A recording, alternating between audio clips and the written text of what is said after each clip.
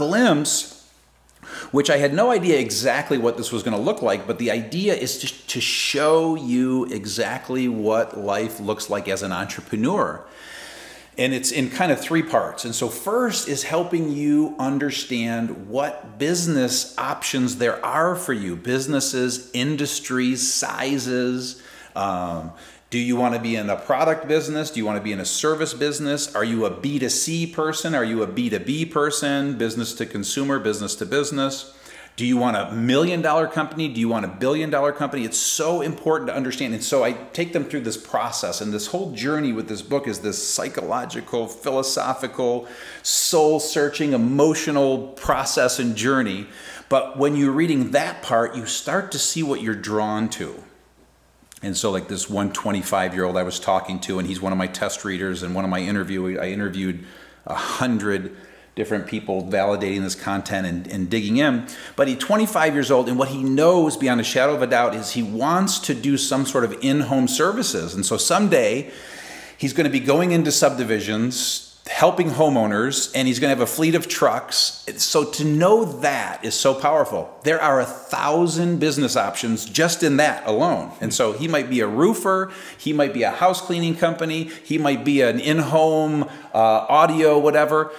But he knows that about himself, and that's so powerful because for him to start an internet business, it's probably just not something he's going to be drawn to or passionate about. And so if you have these 6 essential traits, it doesn't mean you can go start any business. There are other aspects.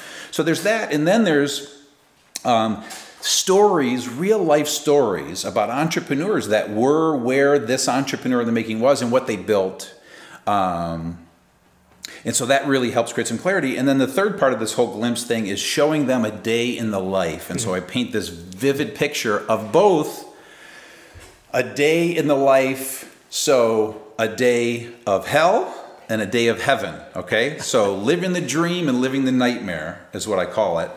And so I take them through this process and this vision of here's what it looks like. Here's what's possible. And then I also show them, again, the nightmare scenario, so that they can see the contrast, but the goal is to show them that it's avoidable, the nightmare scenario. And I give them 8 mistakes that entrepreneurs make and how to avoid them. And what it stems from is all of my clients that came to me. So our typical client, again, with EOS is a 10 to 250 person privately held company.